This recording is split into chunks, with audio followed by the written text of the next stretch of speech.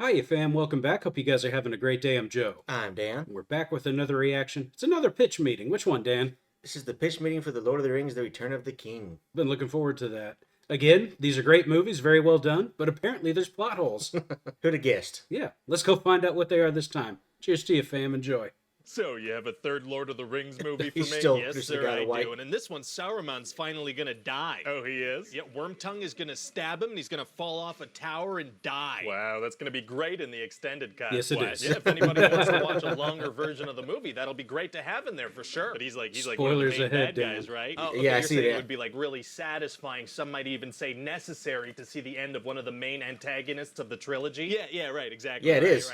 Right. Well, they could see it in the extended cut. Oh, for God's so sake. what else happens in the movie? Oh, well, Sam and Gollum, they don't like each other, and Gollum is trying to drive a wedge between Sam and Frodo. So kind of like in the last one? Kind of like the last movie, yeah, but this Very time good. Sam is going to straight up catch Gollum talking to himself about killing them and taking the ring. Oh, wow, so I guess they have to find their way without him, huh? No, Frodo's still cool with them. He sides with Gollum, actually. What? Yep. Yeah, he's Stupid. like, well, without Gollum, we're definitely going to get killed, so we should stick with Gollum, who, definitely wants to kill us. I guess that makes sense. And later, Gollum manages to turn them against each other by framing Sam for eating some bread. Seems somehow less serious than admitting your desires for murder. Yes. Yeah, well, the thing about Frodo is that the ring is kind of making him into, the worst, just absolutely frustrating to watch. Sure sounds that way. I'm starting to hate this little guy. So then Yeah, me Gollum too. leads Frodo to this big spider. Uh-oh. And Frodo escapes, and then him and Gollum fight, and Gollum falls off a frickin' cliff. Oh, does he die? No, because the movie's not done yet. Oh, okay. And then the spider shows up again, and Frodo gets stabbed by its stinger. That dude's always getting stabbed. He is, yeah. So Yeah, he is. armor this time around? His armor that looks like a prom dress? No, yeah, he has it. How come that doesn't protect him? I Good don't question. know. Fair enough. So what's going on with the other people? Oh, they got some important information from a bowling ball, so they go to this place called Minas Tirith, this real wedding cake of a city. Oh, it is, isn't delicious it? Yeah. cities are tight. And they're gonna meet the steward of Gondor, this guy named Denethor. And what's his deal? Well, he's Boromir and Faramir's father, and he's also,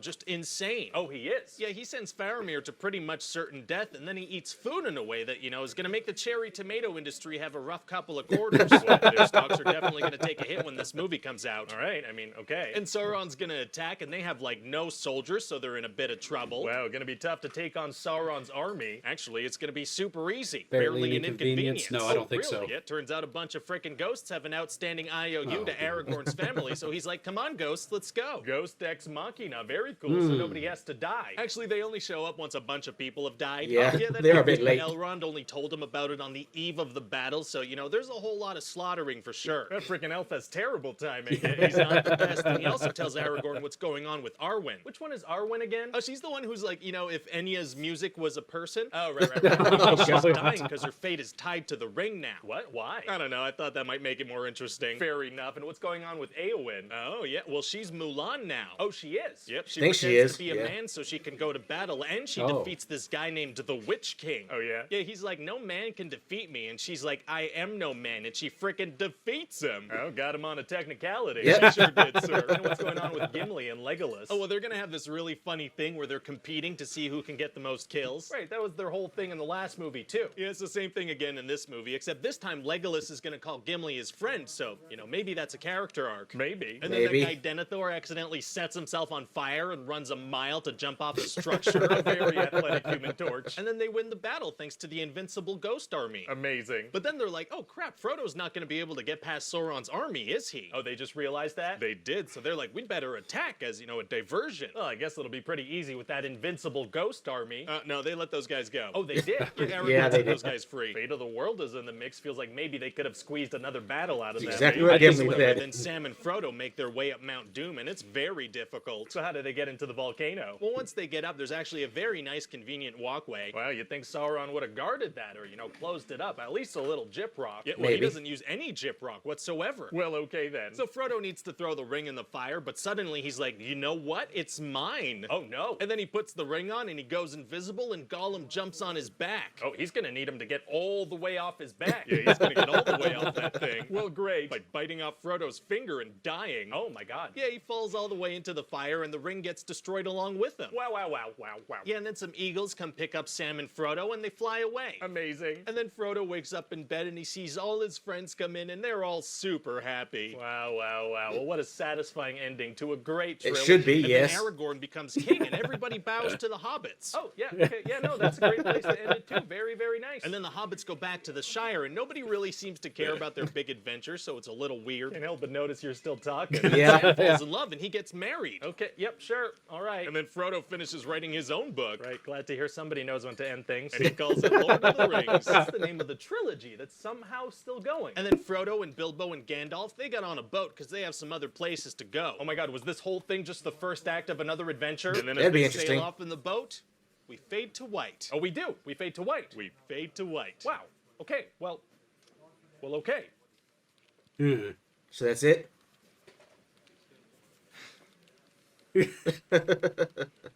He's waiting on him.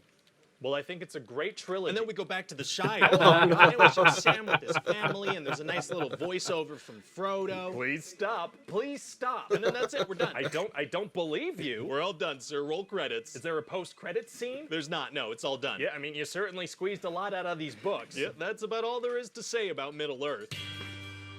Uh-huh. Yeah, until the Hobbit. Yeah. That's what I thought. A story that's even better. No, not really. Oh, yeah.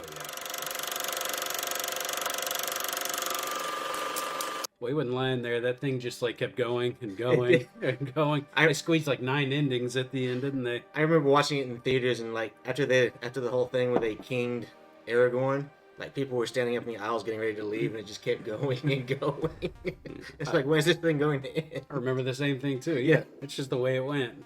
Like, oh my god, isn't this movie over yet? Well, and then come to find out there's an extended version, and I'm like, please tell me they didn't throw more endings in this. Extended at the beginning, not the end. They didn't. So Good. there, but nonetheless. Ugh.